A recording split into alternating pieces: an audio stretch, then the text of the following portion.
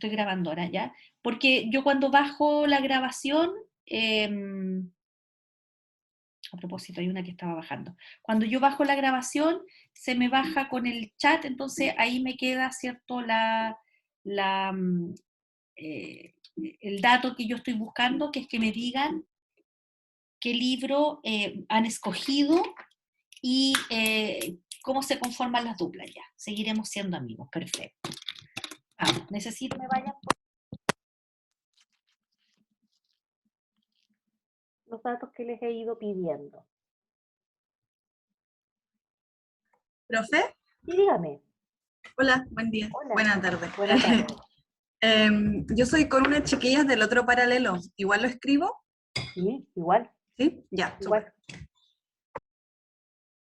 Ya. Ashley, Constanza, Carla, Emilia, Caterina, Natalia, Anaís, Sofía, Sebastián, necesito que lo escriban al lado, por favor, para que pueda yo tener la panorámica completa de los grupos que se están formando. Ya, entonces, independiente de que ustedes sigan escribiendo, y al final entonces me lo voy a quedar, vamos a comenzar hoy día justamente desde el punto de partida que les deja, ¿cierto?, el trabajo de taller con Marcela, y en el que ustedes volvieron a ver los niveles de representación, o sea, en los distintos textos que están asignados para esta unidad, que ya están subidos, son 4 fundamentalmente los que ustedes tienen que usar de apoyo a cuando tienen que construir la fundamentación de la secuencia didáctica, tienen que estar allí, ¿cierto? Teoría de la comunicabilidad con Parodi, tiene que estar estrategias de lectura con Cubo de Severino, que Cubo de Severino, ¿cierto? De alguna manera lo ve Marcela hoy día cuando les muestra de nuevo los niveles de representación del discurso. Lo van a ver en Ibáñez conmigo ahora, que yo lo voy a ver bien rápido porque lo que quiero llegar es a ver la propuesta de Ibáñez para evaluar la comprensión lectora y que en el fondo es para ampliar el repertorio, ¿cierto?, de formas de evaluar la comprensión lectora más allá de las que vieron con Marcela, que tienen que ver con preguntas, construcción de preguntas de selección múltiple, pregunta abierta, y ahora vamos a ver también de transposición de registro semiótico. Y el otro texto es evidentemente Solé, que es el que tiene que marcar, ¿cierto?, el tema de las estrategias para antes, durante y después de la lectura. Entonces, esos 4 textos son los que tienen que usar de referencia para la construcción de la secuencia didáctica y evidentemente para la justificación de la misma, ¿ya? Entonces, yo voy a partir al tiro mientras ustedes tienen como tarea irse anotando al lado. Profesora, el libro de... Ay, se me fue el nombre. El de ¿Cuál? Ibáñez Es un y el paper. otro, Es el un Cubo de paper. Severino. Están Ah, subidos al aula. Es un paper. El de Ibáñez es un paper. el Cubo de Severino tampoco lo Está escaneado, encontré. sí, están en el aula. Ya. No ¿Cómo? sé, bueno, Sí. Los dejé subidos, no sé, no me acuerdo en qué momento los subí, no me acuerdo si fue ayer o antes de ayer, pero están subidos acá. Uno es un texto escaneado. Acá los puse con una etiqueta que dice lecturas fundamentales, algo así, acá. Esto lo doy día, acá. Eh, ¿Y dónde quedaron? Repositorio texto. Los habré puesto a lo mejor en donde no corresponde, acá, en la información general. Ay, no se los subí a ustedes, los subí en el otro paralelo. Me confundí, porque era a ustedes a los que se los tenía que subir, porque en el otro paralelo me toca mañana, y allí los puse con una etiqueta que decía como lecturas fundamentales, y estaba, sé que yo ayer les activé aquí el aula, respaldo de la clase, cátedra, no se los subí, se los subo en un ratito más, ¿ya? Porque ya, profe, gracias. estos textos los dejé disponibles, y entonces me confundí de paralelo, ¿ya? Como las aulas son exactamente iguales, yo trato de que sean idénticas allá que los subí. Entonces esos son los textos y hoy día vamos a trabajar con el texto de Ibáñez, que es un paper, este es un paper que les va a permitir a ustedes, lo voy a tener que buscar acá en mi computador, No, en realidad yo iba a ver el PPT con ustedes ya. Yo he sintetizado las ideas más relevantes de este texto para que ustedes sepan cómo focalizar la lectura, porque cuando lean a Cubo de Severino, que insisto, se los voy a dejar subidos antes de que termine la clase, van a ver que Cubo de Severino parte nuevamente desde los niveles de representación, que es el modelo de Van Dijk y King, ya, ese es el modelo y que lo van a encontrar referenciado así en distintos lados, y que lo que busca, ¿cierto?, es establecer estos niveles en que uno puede representar la comprensión del discurso escrito y en este caso del texto literario o no literario. Y nos es muy útil ese modelo porque nos permite establecer, ¿cierto?, estas preguntas para verificar comprensión. Y nos permite también tener claridad de que no estamos focalizando todas nuestras preguntas de comprensión, por ejemplo, que es lo más típico, o en el código de superficie o en el modelo de situación, que es donde uno puede ver más tendencia de los profesores a focalizar preguntas en términos de preguntar mucha cosa que está dicha en el texto, de qué color era, a qué hora llegó, qué es lo que comió, y muchas preguntas del tipo ¿qué crees tú? ¿Qué habrías hecho tú? Y pocas preguntas de base textual, que son aquellas donde se concentra fundamentalmente el trabajo con reconocimiento de información que no está explícita en el texto y que por tanto, ¿cierto?, necesitamos inferirla, necesitamos establecer relaciones. Por ejemplo, hay profesores que utilizan un tipo de pregunta que a mí me parece muy reveladora de si los niños han logrado seguir la secuencia narrativa, y es cuando les presentan ciertos acontecimientos o acciones que están desordenados y tienen que ordenarlos según la narrativa del cuento. Esa es una pregunta que, si ustedes se fijan, está situada en base textual.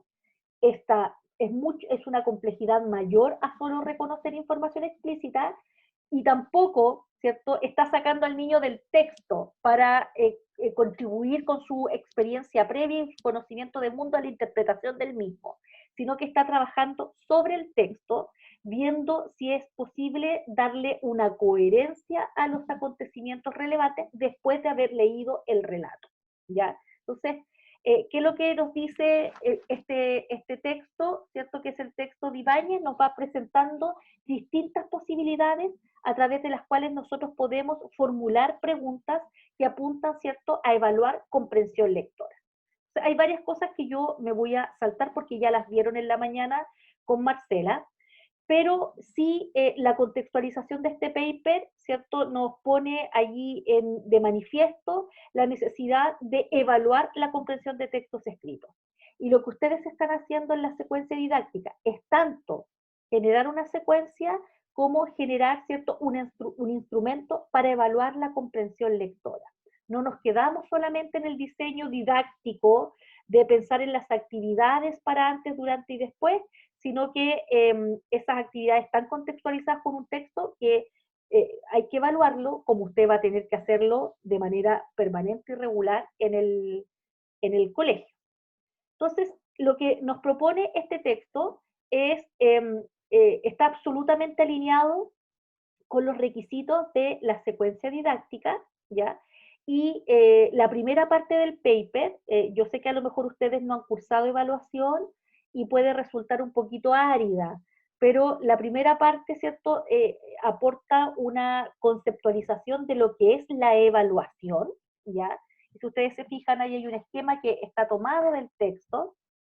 La evaluación en tanto medición, cuál es el objeto de la medición, cuál es el constructo teórico que subyace detrás de esa medición y el instrumento.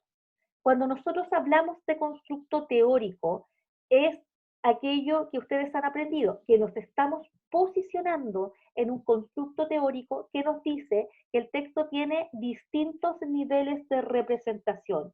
Por lo tanto, yo tengo que formular preguntas que me permitan, ¿cierto?, verificar comprensión lectura a esos niveles, ¿ya? Y aquí mucho ojo, porque cuando los profesores, por ejemplo, hacen puras preguntas de modelo de situación, Los niños pueden contestar muchas veces toda una prueba sin haber leído el libro. Si todas tus preguntas son, ¿qué habrías hecho tú? ¿Cómo valoras la acción de tal? ¿Cierto? Lee la siguiente cita y explícala con tus propias palabras. ¿Por qué crees tú que? Finalmente los niños con un resumen, ¿cierto? Pueden pasar un control de lectura, ¿ya? Por lo tanto, el equilibrio en la formulación de preguntas responde a este constructo teórico. Y de ese constructo teórico es que emerge un instrumento, que en nuestro caso es una prueba, que tiene una estructura, que tiene 12 preguntas de selección múltiple que ustedes tienen que distribuir. ¿Cuántas de código, cuántas de base y cuántas de modelo? ¿Ya? Y estos son los elementos constituyentes de la evaluación, ¿ya? Ahora, avanzo, ¿cierto? ¿Cuáles son los supuestos de base aquí? Y los supuestos de base tienen que ver con la idea esta que hemos venido trabajando, que la comprensión lectora o la comprensión del discurso de un texto escrito es un proceso de alta complejidad, que tiene a la vez muchos subprocesos, ustedes lo saben, que va desde la atención, la percepción y la memoria, la decodificación, ¿cierto? La decodificación. Distinto es mis objetivos en una prueba que yo voy a hacer en primero básico que una que voy a hacer en sexto básico. Los objetivos van a estar posicionados justamente en estos procesos psicolingüísticos que son los que yo pretendo, ¿cierto?, monitorear y evaluar. Si yo estoy trabajando con niños de primero básico en el mes de mayo, mi intencionalidad en la lectura va a estar puesta en la decodificación, aunque nosotros siempre estamos trabajando sobre el texto mismo, sobre la comprensión, pero fundamentalmente va a estar allí. Con un niño de sexto básico, el proceso de decodificación yo no lo voy a, ni siquiera lo voy a considerar, porque lo doy como supuesto.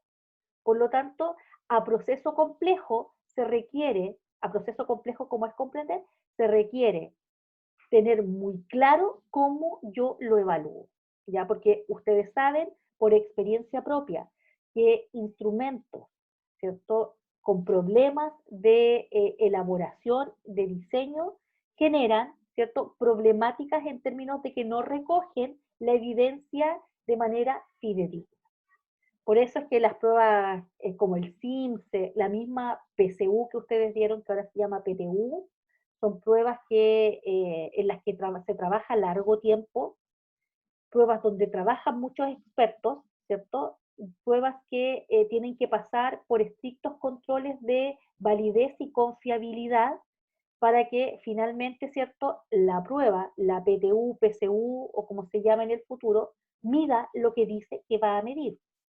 Si la prueba dice que mide vocabulario, por lo tanto las preguntas tienen que apuntar a aquello.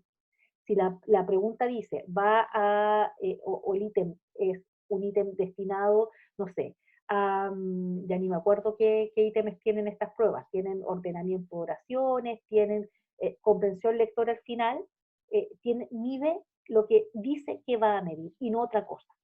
¿Ya? Entonces es súper relevante tener esa consideración, ese cerebro gigante que se nos agranda ahí, ¿ya? Entonces, para hacer esta medición de la manera, ¿cierto?, lo más fiel posible a nuestros propósitos, es que usamos los niveles de representación del discurso. Ahí están, ustedes ya los vieron en la mañana y vieron cómo a partir de cada uno de ellos se generan, ¿cierto?, preguntas que es usted quien decide, ¿cierto?, cómo las va a equilibrar dentro del instrumento. Si usted tiene la posibilidad de hacer, como nosotros les hemos pedido, 12 preguntas de selección múltiple y usted pone 10 de código de superficie, su instrumento se queda corto. Entonces, lo que usted está midiendo, ¿cierto?, es verificación de lectura, no comprensión. Ya, de alguna manera es comprensión, pero no tiene más evidencia para decir si un niño ha comprendido o no, ¿ya? Entonces, en resumen, los niveles de representación del discurso, que son estos tres, ¿cierto? Y que estos dos contribuyen al modelo de situación son una estrategia para la formulación de preguntas, ¿ya? Yo no sé si, no sé si alcanzaron, yo sé que estas cosas estaban por ahí, las reglas de construcción de micro y macroestructuras, no sé si las vamos a alcanzar a ver porque lo que me interesa es avanzar en las preguntas. Bueno, esto les queda a ustedes como material de apoyo, esto ya lo hemos venido conversando, lo que es código de superficie, ¿cierto? Que tiene que ver con aspectos perceptuales y verbales del lenguaje, y aquí hay pistas, incluyen identificación de palabras, el reconocimiento de relaciones sintácticas y semánticas entre ellas. El texto base, ¿cierto? Es el aspecto semántico, la significación, y se representa mediante proposiciones. Eso a lo mejor es un poco específico y está más bien explicado en el texto, pero tiene que ver, ¿cierto?, en la representación del significado de las frases, más allá de más allá del discurso escrito, de la forma que éstas tengan, sino cómo esas proposiciones construyen, ¿cierto?, la realidad del texto. Y luego estaba el modelo de situación, que es la movilización del conocimiento previo que dialoga con la información del texto. Esto, no voy a saltar esto porque esto también estaba en otro PPT, ¿cierto? Y no quisiera ser redundante, además lo vieron en la mañana. Aquí me quiero detener. Si ustedes se fijan, yo he puesto allí una imagen que a simple vista se parece mucho a una que tenía Parodi en el otro texto, ¿ya? En el de la teoría de la comunicabilidad. Y efectivamente, ¿cierto?, comparte un sustrato común, porque veíamos, ¿cierto?, que la lectura va a estar súper mediada por los objetivos del lector, por las estrategias del lector y por los conocimientos previos. La diferencia es que en el caso de Parodi, aquí había otra viñeta que eran los objetivos funcionales de la lectura, no sé si lo recuerdan, que era ¿por qué tú estás leyendo esto? ¿Estás leyendo porque tienes que estudiar a partir de este texto? ¿Estás leyendo porque conoces la obra de este autor y te interesa profundizarla? ¿O estás leyendo, cierto, porque tienes que hacer un queque y estás leyendo la receta de cocina? O, en fin, ¿ya? Entonces, había una viñetita más aquí en Parodi, en cambio aquí en Ibáñez aparece fijado en los objetivos del lector, Solé parte desde los objetivos de la lectura, y estos objetivos de lectura en Solé son tanto internos como externos, ¿ya? Es como nosotros como profesores, porque Solé está pensando en la lectura así a nivel de niños y niñas que leen, los objetivos de la lectura son tanto internos como externos en Solé, es decir, leemos porque nos han fijado objetos de lectura, objetivos de lectura, ¿ya? Leemos por placer, leemos para aprender, leemos para conocer, decía Solé, leemos para acceder a información general, pero también están los objetivos internos del lector. ¿Por qué yo voy a leer esto y cómo voy a afrontar la lectura? Y en ese punto, los tres autores, Parodi, Solé e Ibáñez, tienen coincidencias, coinciden en que esos objetivos del lector disparan la activación de las estrategias de lectura. ¿Cómo lo hago? ¿Cuál es el procedimiento ordenado que yo voy a desplegar para acceder a la lectura de este texto? Y entonces esas estrategias, ¿cierto?, dialogan con los conocimientos previos del lector. ¿Qué sé del tema? ¿Qué sabemos del tema? ¿De qué se trata? ¿De qué se tratará? ¿Ya? Del texto y los géneros. Esto es un poema. ¿Qué sabemos acerca de los poemas? Ya, los poemas son la expresión de sentimientos de un hablante lírico. Ya, perfecto. Entonces, esos ajustes se van disparando a medida que los objetivos, ¿cierto?, están definidos. Por eso es que es tan importante que cuando ustedes preparen las sesiones, las 4 hasta 5 sesiones que les hemos pedido en la secuencia didáctica, usted tenga súper claro cuál va a ser el objetivo de esa sesión. El objetivo hoy día, ¿cierto?, es leer para conocer al personaje principal, ¿ya? Y entonces vamos a leer de la página, no sé, 15 a la 22 en clase, y allí está la descripción del personaje principal y sus amigos y su entorno y su familia, y a partir de eso, ¿cierto?, vamos a hacer alguna actividad. Como les mostraba yo la semana pasada, un asociograma. Este personaje lo vamos a poner al centro y vamos a ir viendo cómo los otros personajes interactúan con él, qué nivel de relación tienen, si hay conflicto entre ellos, etc. ¿Ya? Y si ustedes se fijan, esto, mírenlo bien, ¿cierto? Esta imagen está a dos planos. No sé si lo alcanzan a percibir. Hay cosas que están pasando en la cabeza de este lector y hay cosas que están pasando en el texto, ¿ya? Y si ustedes se fijan, tiene flechas bidireccionales porque el texto en su materialidad y el lector, ¿cierto?, en su corporalidad están íntimamente relacionados en la construcción de del mensaje, de aquello que el texto nos quiere comunicar. Y aquí, por ejemplo, sabemos que el texto por sí mismo tiene un propósito comunicativo. Por ejemplo, si yo tomo un libro de recetas de cocina, el propósito comunicativo está claro ahí, enseñarnos, ¿cierto?, algunas técnicas básicas para cocinar, para preparar alimentos. Pertenece a un género, ¿ya? Un libro de recetas de cocina es una suerte de recetario, es un recetario, y los recetarios tienen determinadas características. Usted sabe que el recetario está estructurado muchas veces, por ejemplo, por tipos de alimentos, toda una sección para carnes, toda una sección para pescados, toda una sección para vegetales. Los textos que están allí son todos parecidos, tienen una parte donde están los ingredientes, los utensilios y el procedimiento, ¿ya? Van acompañados de fotos. Es muy probable que usted, cuando revisa un libro de cocina, encuentre muchas fotos allí, porque la cocina tiene un componente visual ineludible, ¿ya? Y sabemos que tiene además una información específica, unos contenidos, que era lo que yo les estaba señalando, que tiene una organización textual, ¿ya? Listados. Y si ustedes recuerdan ahí cuando trabajábamos el semestre pasado, los niveles de análisis lingüístico, cuando decíamos, ¿cierto?, que hay textos que tienen viñetas, por ejemplo, las recetas de cocina tienen o números o viñetas, y esa es una característica, ¿cierto?, lingüística del texto, ¿ya?, de su organización textual, y tienen modos de organización. Por ejemplo, un libro de recetas de cocina no tiene textos narrativos, ¿ya? Tiene textos instructivos y descriptivos.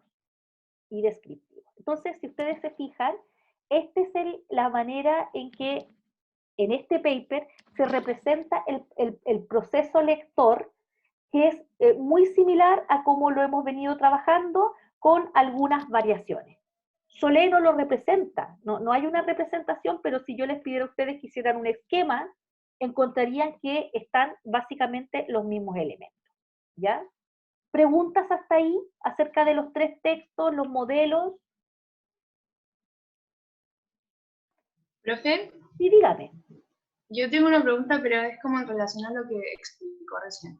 dígame. El proceso, por ejemplo, comunicativo en el caso de textos como de lectura escolar, sería como el mensaje que quieren dejar, el texto, ¿no? Por ejemplo, un cuento. Comunicativo. Sí, o sea, Claro. el propósito es la intencionalidad con la que ese texto es escrito. Y en el caso de la literatura, ¿cierto? Vamos a hacer un distingo. La literatura en general tiene un propósito estético, que es, ¿cierto?, generar esta obra literaria que lo que espera, ¿cierto?, ser apreciada por los lectores, sea cual sea. Dentro de eso yo tengo que distinguir, porque tú usaste un adjetivo, dijiste los textos escolares, claro, los planes lectores, por ejemplo. Entonces uno puede pensar en libros del plan lector que tienen un propósito que es, ¿cómo se llama ese tipo de propósito? Es un propósito didáctico, es un propósito de enseñanza, bajo la forma de un texto narrativo. Por ejemplo, tú puedes encontrar un libro para niños que se llama, lo voy a ir a buscar para mostrarse, porque tu pregunta es muy interesante. Denme 30 segundos.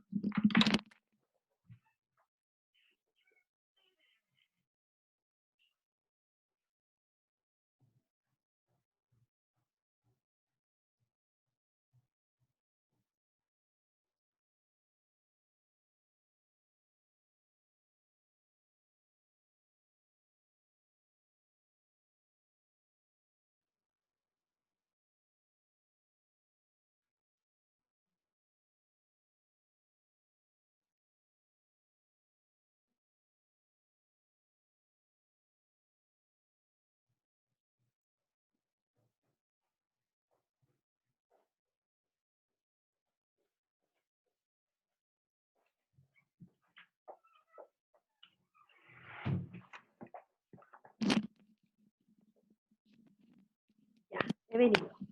Siempre es mejor simplificando con los textos. Voy a dejar de presentar en este minuto para mostrarles. Miren, distinto es tener una obra literaria para niños, ¿cierto? Cuyo propósito es un fin estético, que es el fin de toda obra literaria o artística.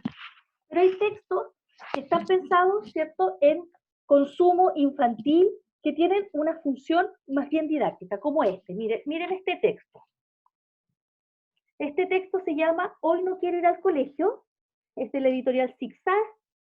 Detrás de ello hay un texto que es de Soledad Gómez y Ana María Deix, en ilustraciones, y miren lo que va a pasar ahora.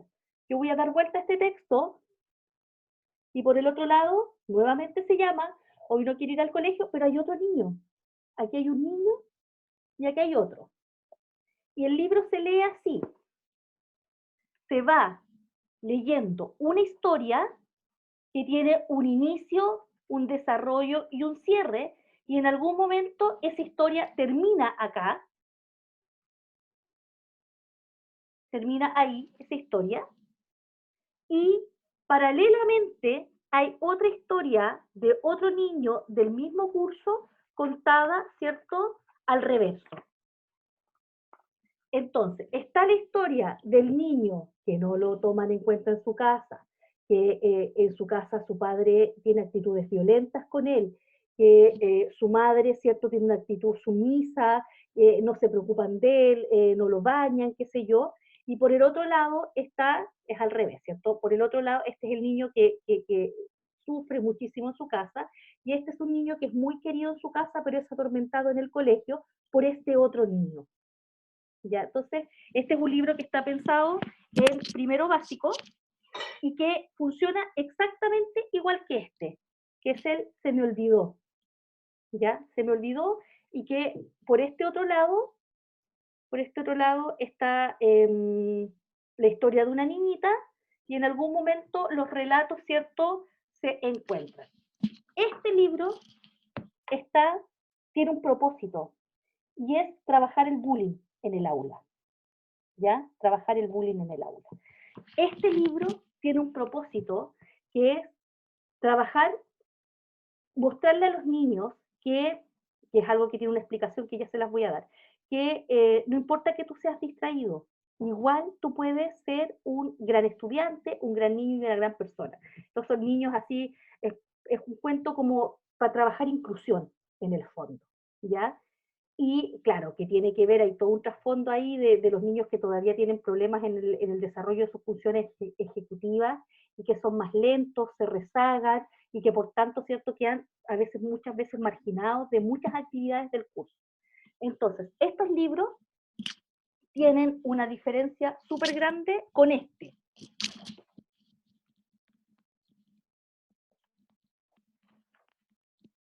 Con este que está acá. Con este, donde viven los monstruos. De un tremendo escritor para niños. ¿Ya?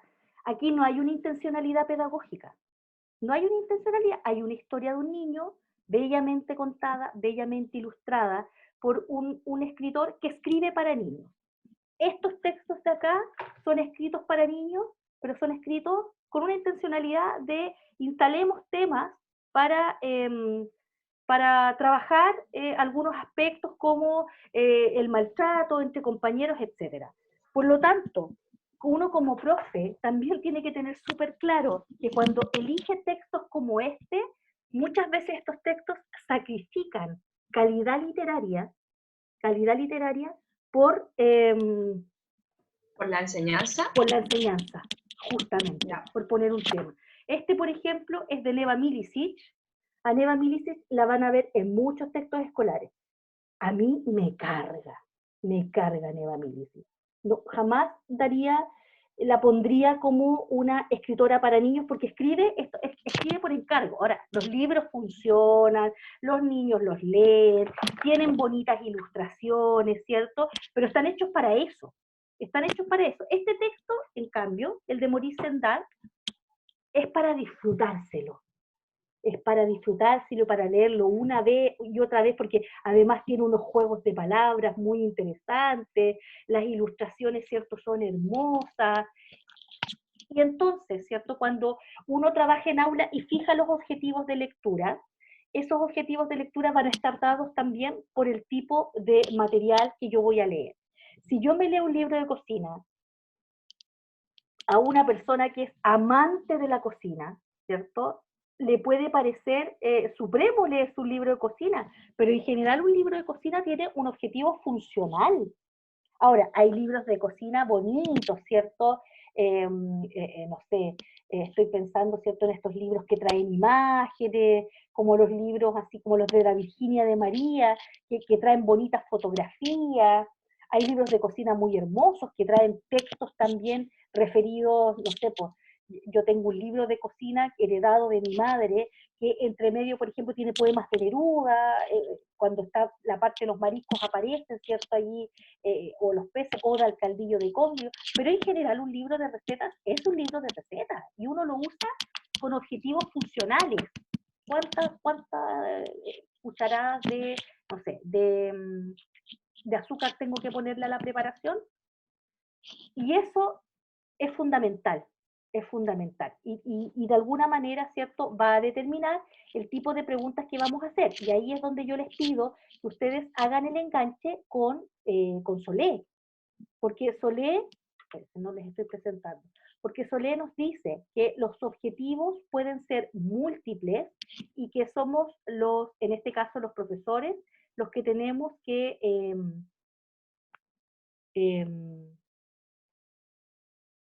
verbalizarlos con los niños. ¿Para qué estamos leyendo? ¿Ya? Voy a volver a compartirles para avanzar. Ya, ahí estoy compartiendo de nuevo la pantalla, entonces voy a avanzar con la... aquí están las técnicas que Ibáñez, que Romualdo Ibáñez, que es profesor de ahí de la Católica, del ILCL, ha sistematizado. No son técnicas que él esté proponiendo, sino que él hace una súper buena sistematización de varias técnicas que tienen una descripción y un ejemplo. Por eso este paper es re bueno para mirar técnicas. El primero es el close, que a lo mejor a ustedes les suena, porque cuando uno trabaja en cursos pequeños, uno utiliza mucho la técnica del close, que es presentar un texto que está incompleto y que exige rellenado, ¿ya? Entonces, si ustedes se fijan ahí, este dice, completa el texto que se presenta a continuación, amo a mi madre, pero quiero mucho, entonces un niño tiene que ir completando con palabras que contribuyan a darle sentido a este texto. Esto sirve mucho, por ejemplo, para cuando se hace evaluación como de la capacidad lectora de los niños. Entonces yo puedo leerles un texto y después ellos pueden ir completando el texto otorgándole sentido. ¿Qué mide esto? Coherencia global, ¿ya? Coherencia global. Entonces, tú puedes evaluar una lectura leyéndoles un texto, luego les pones esta plantilla y ellos van completando. Hay una doble intencionalidad. Por último, en primer lugar, ¿cierto?, es la atención a la lectura que se ha hecho previamente, pero también aquí tú estás midiendo ciertos aspectos de manejo de la lengua. Estoy mirando el chat porque yo sé que se están anotando, pero... Profe, Dígame. otra pregunta, lo siento. Todas las preguntas que usted quiera, no pida perdón, por favor. En esto, por ejemplo, puede pasar también que se tengan como dos respuestas. ¿Cómo se haría como en ese caso? O sea, por ejemplo, si es que ponen una palabra quizás que nosotros no teníamos considerada, pero de igual forma sí, queda bien. Sí, por ejemplo, yo podría decir, amo a mi madre y quiero mucho, ¿cierto? La quiero... Ay, déjeme volver para atrás. Amo a mi madre, la quiero mucho, pero ella, ¿cierto? Amo a mi madre, la quiero mucho, ahí no hay manera de reemplazarlo, pero supongamos que el texto dijera, amo a mi madre, ¿ya? Quiero mucho a mi padre. Supongamos que el texto dijera, y un niño puede completarlo de dos maneras. Amo a mi madre y quiero mucho a mi padre. Amo a mi madre, también quiero mucho a mi padre. En este caso, el profe sabe que la conjunción copulativa y el también, en ambos casos, suman, unen dos proposiciones o unen dos enunciados. Por lo tanto, en ambos casos está correcto. ¿Ya? En este caso, no hay posibilidad de una doble interpretación, ya por la temática del texto, pero sí es posible que un niño use una estructura simple como una conjunción copulativa, que es y, ¿ya? Hay dos conjunciones copulativas, y, y sus correspondientes negaciones, ni, bueno, está el que también, pero se utiliza poco. Si ustedes se fijan, abajo está el close intencionado. Se presenta un texto con espacios en blanco para su completación. Esta técnica se basa en una distribución intencionada de los espacios a completar. Puede ser para medir establecimiento de coherencia local. ¿Ya? Entonces, aquí en el close de arriba hay una distribución aleatoria de palabras, pero aquí, si ustedes se fijan, lo que le están pidiendo es una palabra en específico. ¿Ya? Esto se utiliza mucho en pruebas. Cada vez menos, porque en la universidad no se estila mucho, pero en el colegio sí se estila que nosotros construyamos un enunciado, dejemos un espacio en blanco y demos alternativas para que el estudiante las complete. ¿Ya? Luego, por ejemplo, aquí está el close invertido, se presenta un texto con palabras de más, de más. La tarea del lector consiste en eliminar las palabras que no contribuyan al sentido del texto. Mira qué interesante este ejercicio. Les das un texto con palabras que son distractores y tienes que, como tú como lector, ¿cierto? Tienes que identificar aquellas que están de más. Y esto se utiliza para medir macroestructura, que es la representación como del sentido de la idea principal del texto. Dice, en el prado ya no se despiertan las grullas. Entonces, con su grito, ni se oye el zumbar de los moscardones desde de mayo entre el follaje de los tilos. Si tú te fijas, tienes que sacar ahí, ¿cierto? Varias palabras para que el texto quede con sentido.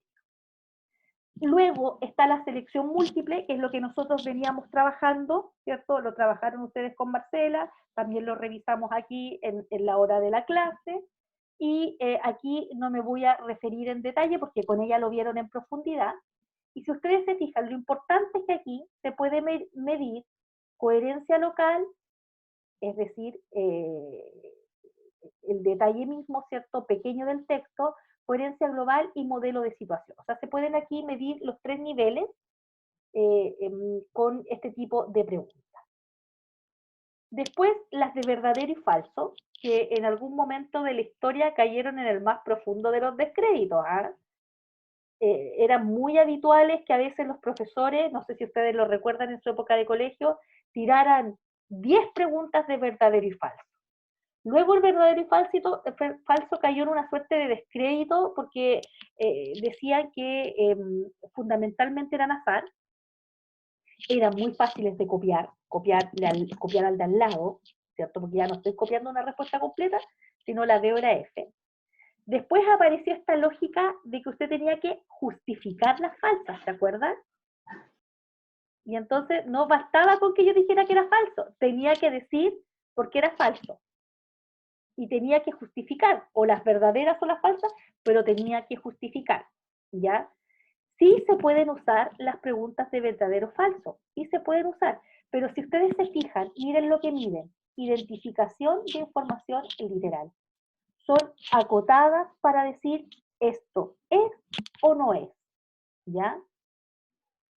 Acá, por ejemplo, está, si bien dice pueden ser utilizadas para medir una gran variedad de constructos, yo en una evaluación, ¿cierto?, de comprensión lectora, la utilizaría para medir código de superficie. Por ejemplo, aquí dice, de acuerdo al texto leído, el personaje, Jean Rabier, tiene una percepción positiva del papel de Pavel Semyonovich, que es una novela, ¿cierto? ¿Verdadero o falso? Luego están las que vieron hoy día en la mañana con la Marcela y que,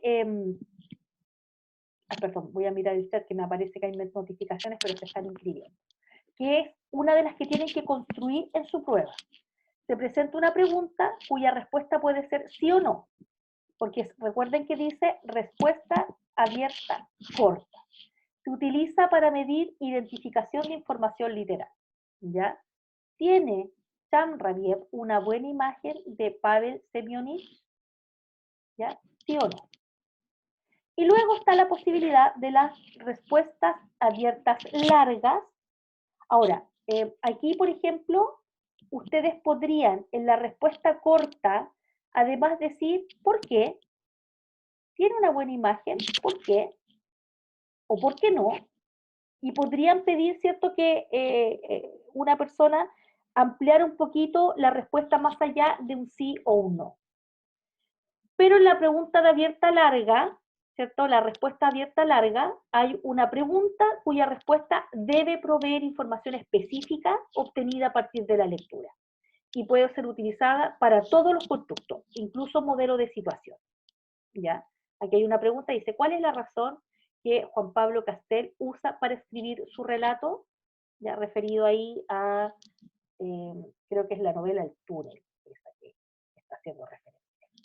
Y luego está esta, que es la transferencia de registros semióticos, también tienen que construir una en la prueba que tienen que hacer. Y dice, se solicita expresar lo comprendido a través de esquemas, tablas o dibujos. Esta técnica se utiliza generalmente para medir macroestructura y modelo de situación, ¿ya? Y dice allí, represente el acto primero de la obra Gaviota a través de un dibujo. Y yo les mostré un ejemplo la semana pasada de una secuencia didáctica donde estaban trabajando con ¿qué libro era? No me acuerdo en este minuto, pero la pregunta de registro semiótico decía, represente a través de un dibujo, ¿cierto?, cuando se soluciona o cuando descubren una determinada situación que había ocurrido en el libro, incorporando en el dibujo a los personajes que participaron en esa parte del relato. Entonces, no es solamente ve y dibuja, no es eso, ve y dibuja la parte que más te haya gustado del libro, sino que estaban midiendo súper bien ¿ya? La comprensión lectora a nivel de base textual con la pregunta de transferencia de registro semiótico. Pásale un dibujo, pero dibuja específicamente qué es lo que pasó allí y quiénes intervinieron. Esa pregunta estaba así, pero genialmente bien hecha, ¿ya? A eso se refiere la transferencia del registro semiótico. Luego tenemos algunas preguntas. Profe, Dígame. una consulta. En la parte que mostré recién, cuando dice respuestas abiertas, se refiere, o sea, solamente como un formato de respuesta de desarrollo, ¿cierto? Sí, desarrollo. Ya. Estas dos son de desarrollo. La abierta corta y abierta larga son de desarrollo. ¿Ya? Ya. Yo cuando hacía pruebas, controles de lectura con mis estudiantes en el colegio, desde algún curso para arriba, ¿cierto?, les empezaba a poner el tipo de pregunta. Entonces les ponía, por ejemplo, área de respuesta directa. Y en el área de respuesta directa ponía solo preguntas que eran de este tipo, ¿cierto? Donde les dejaba 2 o 3 líneas para que ellos contestaran. Y luego les ponía, por ejemplo, un 3 romano y les ponía áreas de respuesta extensa. Y les tiraba una pregunta, ¿cierto? Donde ellos tenían que relatar, integrar situaciones de un texto, hacer interpretación, y les iba poniendo, que era lo que medía cada una de las preguntas. Con niños pequeños yo no lo recomiendo. O sea, no es necesario que usted en la prueba que va a construir, en la versión final de la prueba, les ponga a los niños transferencia de registro semiótico. Eso no es útil ni contribuye, ¿ya? Pero sí, con niños más grandes yo lo hacía, incluso en las pruebas en la universidad, podemos ponerle como área de selección múltiple, área de respuesta, área de, no sé, de diseño, etc. Bueno, vamos a mirar la última tanda. Ahí están las de recuerdo libre, en un máximo de 5 minutos, cuénteme todo lo que recuerda del texto que acaba de leer. ¿Ya? Una técnica que se utiliza dependiendo, como dice ahí muy bien, de los objetivos del evaluador. Tú tienes duda, por ejemplo, supón que tú tienes dudas respecto de los niveles de comprensión de un estudiante en específico. Notas que un niño está teniendo problemas a la hora de poder evidenciar comprensión lectora, y lo que tú quieres, ¿cierto?, es una técnica no invasiva como someterlo a una prueba, sino que lo que quieres es tener una panorámica general de qué es lo que está ocurriendo con ese niño. Y les das una lectura y les dice, ya, ahora cuéntame lo que leíste. ¿Ya? Y te puede permitir, ¿cierto?, te puede entregar información tal como el niño, este niño todavía está en una fase, ¿cierto?, de codificación, y todos sus recursos cognitivos están quemándose en la decodificación del texto. Por lo tanto, como no hay automatización de la lectura, difícilmente, ¿cierto?, este niño va a poder avanzar al siguiente estadio, que es comprender, entender de qué se trata el texto. Y que yo lo veo a diario con mi hijo. Él está todavía en un proceso de aprendizaje de la lectura, ¿cierto?, de consolidación del código, que es lo que le debe pasar a la mayor parte de los niños de primero básico que no fueron al colegio el año pasado. Y yo tengo que ir haciendo mucha mediación entre medios, como ya, hasta ahí. ¿De qué se trataba el texto? ¿Qué le pasó a este, por ejemplo? Ya. Le dieron de control de lectura en el colegio este. Entonces, ¿qué le pasó a Max? Tengo que ir haciendo un ejercicio doble para que él pueda acceder a el código y además pueda ir entendiendo de qué se trata la lectura. Entonces, para ese minuto usted podría usar una pregunta como esta. Luego, las típicas preguntas de resumen. A partir de lo leído, realiza un resumen que contenga no más de 10 líneas. Resumen incompleto, miren esta. Les damos el resumen a la mitad y ellos tienen que completar con la información que falta. Esta es difícil, pero entrega mucha información. Porque aquí entonces el niño o el estudiante, ustedes mismos, tienen que completar las ideas faltantes sin que altere este texto, que ya tiene datos y tiene información, ¿cierto?, con información tan precisa que no sea ni redundante ni falte en datos. Ese también es una forma de medir comprensión. Y luego están los protocolos en voz alta. Esto lo ocupan mucho, ¿cierto?, los lingüistas, quienes investigan los procesos psicolingüísticos de comprensión, en que yo le doy un texto a una persona y luego le hago preguntas como: ¿qué indicios te ayudaron a comprender la situación en que se encuentra el protagonista al iniciar el relato? Y en la medida en que un lector te dice, mira, yo me fijé en que cada vez que aparecía, ¿cierto?, el protagonista, habían algunas descripciones acerca de su estado de ánimo, ¿ya? Es una verbalización de cómo comprendemos. Y que el protocolo en voz alta se ha utilizado muchísimo siempre para levantar los modelos, pues. ¿Cómo la gente comprende si no podemos mirar su cerebro por dentro? Entonces, lo que tenemos que hacer es pedirle a la gente que nos diga cómo lo hizo. Entonces, ¿cómo me lo llevo esto al aula? Yo puedo trabajar con los niños y les puedo decir, ya, ¿cómo era, no sé, Max, el protagonista de este cuento? Ya, Max era un niño que tenía 9 años. ¿Y cómo supieron eso? ¿Dónde lo dice? ¿Qué más dice acerca de eso? Ya. ¿Y qué le pasó a Max entonces cuando se fue a acostar? Ya, no sé, apareció en un mundo imaginario. Ya. ¿Y en qué parte está dicho? ¿Y cómo lo supieron? ¿Me pueden mostrar en el texto dónde encontraron esa información? O sea, en el fondo voy reforzando, ¿cierto?, el proceso metacognitivo de los niños en la misma medida en que voy explorando, ¿cierto?, cómo ellos están internamente generando estos procesos de comprensión y puedo hacer intervenciones. Entonces algún niño puede decir, oh, yo no me fijé en eso, ya, y le puedo pedir a un compañero, ya, pero ¿cómo lo hiciste tú? Para que nosotros lo hagamos así también, etcétera, ¿ya? Entonces, en este texto, en este paper, que les voy a colgar al tiro, ahora me voy a desconectar de la clase y les cuelgo el paper, están otras variedades y están las justificaciones que a ustedes les van a permitir también decir por qué vamos a trabajar selección múltiple, transferencia de registro semiótico, etc. ¿Ya? Fue harto. Preguntas, no sé si tienen preguntas.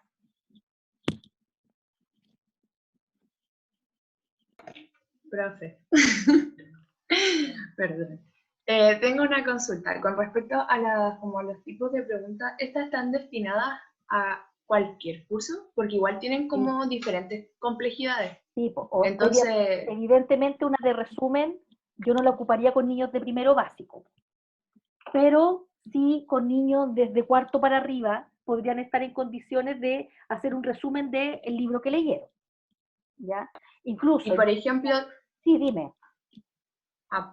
por ejemplo, se podría hacer, pero bajando como la complejidad. O sea, se podrían Claro. ya hacer esas preguntas, pero con una complejidad menor para así empezar a trabajarla en cursos más bajos. Sí, pues, yo podría decir, por ejemplo, preguntas de respuesta abierta larga, ¿ya? Describe a la protagonista del cuento con sus características físicas y psicológicas, que es algo que se ve, ¿cierto?, desde al menos tercero básico para arriba. Ya estamos viendo todo el tiempo, estudiando la etopeya y la prosopografía, que es la descripción de las características físicas y psicológicas de una persona. ¿Ya? Y yo puedo trabajar, por ejemplo, vamos a salirnos del mundo de los textos narrativos.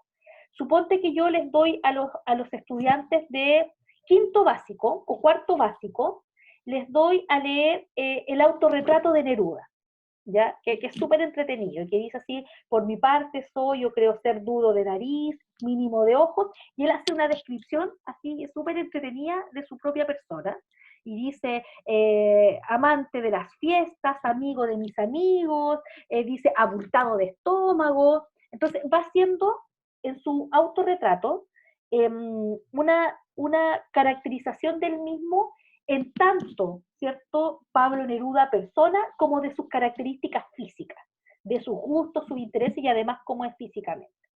Eso es lo que se llama etopeya y prosopografía, ¿ya? El abordaje de la descripción de las cualidades internas y de las características externas. Entonces yo le podría pedir a los niños que me dijeran, por ejemplo, en una prueba, señala, ¿cierto?, cómo es Pablo Neruda o cómo se describe a sí mismo en sus características físicas y psicológicas, ¿ya? Entonces los niños van a redactar una respuesta abierta, más larga, no dicen sí o no, y lo que están haciendo es reconstruir, ¿cierto?, parte del texto. Con niños de tercero básico yo podría decir, cuéntanos de qué se trataba el texto que leímos, y si podrían hacerlo, si han estado expuestos a prácticas como esa. Pero en general, eh, todas las preguntas que están aquí se podrían adaptar a cualquier curso, con mayor o menor éxito. Por ejemplo, este año que los niños entraron a segundo básico, les hicieron las pruebas el ministerio ordenó una batería de pruebas para medir, ¿cierto?, el impacto de la pandemia, y tiraron una prueba para segundo básico, es que ni se pueden imaginar lo extensa que era, con una cantidad, eran 4 textos, con muchas preguntas de selección múltiple que medían, yo la revisé completa, que medían código de superficie, base textual y modelo de situación. Y en algunos casos, además, tenían que escribir abajo, ya tenían que escribir. Entonces, les mostraban textos literarios y no literarios. Ponían un texto literario y uno no literario. Entonces, en algún momento había uno sobre las manzanas, ya, sobre las manzanas. Y decía todos los beneficios que tiene comer manzana, que tú ojalá no la peles, ¿cierto? Que te la comas con cáscara, que las manzanas tienen un crujido especial y qué sé yo, la cantidad de vitaminas que tienen. Y luego habían preguntas. Los enunciados de las preguntas eran brutalmente largos, brutalmente largos. Entonces, no solamente el ejercicio era que el niño leyera el texto, además tenía que leer el enunciado de la pregunta, buscar entre las 3 alternativas que le ofrecían, todas las preguntas del texto de la manzana, y abajo había un espacio para escribir. Y decía, no sé, así como, ¿te gustaría comer manzanas? ¿Por qué? Entonces había una respuesta abierta, directa, corta, pero con una pequeña justificación, ¿ya? Y eran 27 preguntas de selección múltiple. Era N, era N. Pero lo más desafiante, y aquí para ustedes como profe, lo más desafiante era cómo preparamos a los niños para esas preguntas. Porque si un niño nunca ha tenido la experiencia de enfrentarse a preguntas de selección múltiple, cuando llegan al CIMSE, por ejemplo, los profesores se atacan y los empiezan a entrenar en cómo se contesta, cómo se contesta una pregunta de selección múltiple, ¿ya? Por lo tanto, mientras más variados sean los recursos, yo creo que lo favorece el proceso de medición de la comprensión lectora, en todos los niveles. Yo puedo, efectivamente, con niños pequeños, estoy pensando en primero básico, cuando ya leen un poco más fluidamente, segundo básico, que sí los niños debieran tener una variedad de preguntas como selección múltiple, completa, transferencia de registros semióticos, dime el nombre de por escrito. Entonces yo creo que es posible, con adaptaciones, con las adaptaciones. Profe, y por ejemplo, el tema del el recuerdo libre, ¿cómo se implementa? O sea, es como oral, ¿cierto? Oral. Pero ¿cómo se implementa? Por eso ¿Es solamente en casos especiales? yo diría que sí, pues. Yo diría que sí. Yo lo emplearía cuando tengo dudas, cuando quiero asegurarme de algo, ¿ya? Ahora, yo también podría, no sé, estoy pensando en cuándo yo lo usaría. Suponte que yo tengo con los niños una actividad mensual que se llama nuestro círculo de lectores. Y los niños leen un texto y llegan, ¿cierto? Y lo cuentan, que es como un resumen oralizado. Y se lo cuentan a un compañero, ¿ya? Y el otro compañero luego cuenta su texto. En ese caso, sí, el recuerdo libre podría funcionar como técnica de medición de la comprensión lectora. Son los dos casos en que yo lo usaría. Un profe con 30 niños en la sala de clase tiene muy pocas posibilidades de usarlo, muy pocas, para ser sincero respecto de esa técnica. Tiene pocas posibilidades, porque no puede escuchar a 30, el recuerdo libre de 30, por eso yo lo reservaría para situaciones específicas. Ya, profe, gracias. Ya. Mañana, sobre mañana. Mañana van a partir ustedes con la construcción de su secuencia didáctica, ¿ya? Por lo tanto, mañana vamos a tener trabajo asincrónico. Yo les voy a, con la profesora Marcela Jarpa, acordamos ir dándoles algunos bloques para que ustedes trabajen solos y otros para que trabajen en tutoría con nosotras. ¿Qué es lo que voy a hacer? Mañana va a estar disponible para ustedes un drive para que se anoten con horarios, Entonces, ya mañana eso va a estar disponible y esos horarios los vamos a empezar a implementar desde la próxima semana. Vamos a emplear el horario de taller y uno de los bloques de clase, que yo creo que van a ser los jueves en la mañana, para que usted se anote y vayamos discutiendo su secuencia didáctica, ¿ya? Entonces, lo que debieran hacer mañana ya es empezar a tirar líneas, porque si la próxima semana van a empezar estos acompañamientos tutoriales, la idea es que usted llegue con algo que podamos discutir y no llegue a discutir lo que tiene que hacer recién, ¿ya? Por eso para mí es súper importante esta lista que se está construyendo al lado, porque eso me dice a mí cuántos cupos o a cuántos vamos a poder atender entre la hora de taller de la Marce, la mía del martes y la del jueves, y seguir avanzando, ¿cierto?, con el curso, ¿ya? Entonces, tengo aquí, para terminar, tengo 1, 2, 3, 4, 5, 6, 7, 8, 9, 10. Tengo 10 duplas. Dígame. Quiero preguntarle algo al final de la clase. Ya, sigan ahí, no hay problema. ¿Ya? Tengo 10. Esas 10 en este minuto serían quienes van a poder inscribirse. ¿Ya? Esto me permite a mí calcular el tiempo que va a poder tener cada uno. Son 15 minutos, 20 minutos, y nos vamos a conectar con los links de la clase, entonces ustedes van entrando y siempre tienen la posibilidad de entrar antes y quedarse a escuchar, a ver si hay algo que sea una duda que ustedes también tienen, o quedarse después de que se ha atendido un grupo, como ustedes gusten. ¿Preguntas respecto a eso? Profe, Díganme. que tengo una pregunta, pero no es respecto a eso. Ya, la pregunta que tenga. Ya, súper. Es que usted habló de 4 textos que Sí, sirven sí. para hacer referencia y justificación. Bueno, yo me he leído 2, que es el de Soleil y el de Parodi. Sí. Y el tercero sería el que va a subir. ¿Y el Los 2 que cuarto voy cuál a es? subir. Ah, Cubo de 2, Severino, que perfecto. es el que vieron con la Marcela en la mañana, e Ajá, Iván, que los voy a subir ya, ahora, los voy a dejar en una súper. carpetita, ¿ya? Gracias, Son los profe. 4. Y cuando construyan la justificación, ahí tienen para citar, ahí tienen textos para referenciar bibliográficamente. ¿Más preguntas? Profe, Dígame. que yo tenía entendido que era bueno trabajar con el plan lector del colegio en donde hiciéramos la Sí, práctica, sí. pero nosotros, digo, yo con mi dupla aún no tenemos contacto con ellos, entonces elegimos cualquier texto entonces, cualquier libro. Catalina, mira, esto lo habíamos conversado la semana pasada.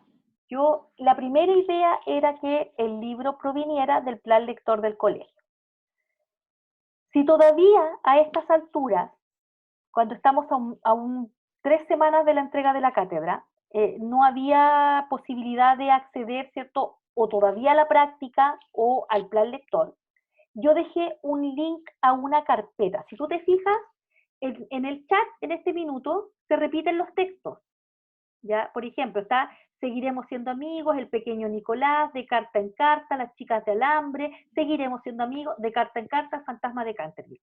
Yo dejé linkeada a la clase de la semana pasada un drive. Y en ese drive hay unas carpetas que dicen tercero, cuarto, quinto y sexto. Y dentro de esas carpetas hay libros, ¿ya? Ordenados. Los revisamos y tú podías elegir de esos textos. Catalina, ¿me escuchaste? Sí, profe. Ya. Entonces, ve a esa carpeta, decidan el curso con tu dupla, busquen el texto de los textos que están allí y recogen uno. Ahora, si tienen otra propuesta, bienvenida sea, pero entre ponernos a buscar y tomar las sugerencias que están allí o tomar lo que el colegio estaba leyendo, lo que te sea más rápido. Lo que te sea más rápido. Siempre y cuando el libro esté pensado para esos cursos, porque yo la semana pasada mostré todos los libros que habían en las carpetas y les dije, este texto se lee en sexto, pero también podría leerse en octavo, en cuarto nunca. Este otro tiene una complejidad, por eso está ubicado en sexto básico. Este trata un tema ideal para tercero básico, por eso yo los ordené. ¿Ya? Entonces, busca ahí, si es que no tienes texto, busca ahí, ¿ya? Ya, profe, gracias. Ya. ¿Alguien más? Profe, yo tengo una duda. Es Dígame. que la semana pasada, no sé si se acuerda, que mostró una prueba de unas compañeras para que nos Sí, guiáramos. sí. Y al final había la tabla con los porcentajes para poder otorgarle puntaje a las preguntas. ¿Esa tabla la vamos a ver después o Sí, ya nos pues, guiamos sí, por eso? sí, la Ah, vamos ya. a ver. Porque me quedaba ver evaluación hoy día y ya la próxima semana, en algún momento, ¿cierto? Tendremos tutorías, pero también tenemos que entrar en lo que me quedó pendiente, que es cómo se construye la tabla de especificación y se asignan los pesos, ¿ya? Eso es lo que me queda pendiente. Pero mientras tanto, ustedes tienen que ir construyendo las sesiones, que deben tener, recuerden ustedes, un máximo de 4 o 5 con estrategias para antes, durante y después de la lectura. Y en eso hay que avanzar ahora, hay que buscar los objetivos, tienen harto trabajo, entonces por eso es que la hora de mañana yo la voy a asignar, la voy a sumar a las horas de trabajo autónomo, porque así lo hemos hecho siempre considerando que el desarrollo de esta secuencia tiene muchas horas de trabajo comprometido. Ya, listo. Entonces les dejo porque tengo otra clase en 9 minutos. Les subo esta grabación y les subo las lecturas. La grabación apenas se me procese y las lecturas al tiro. ¿Ya? Listo, nos vemos. Gracias, profe. Chao.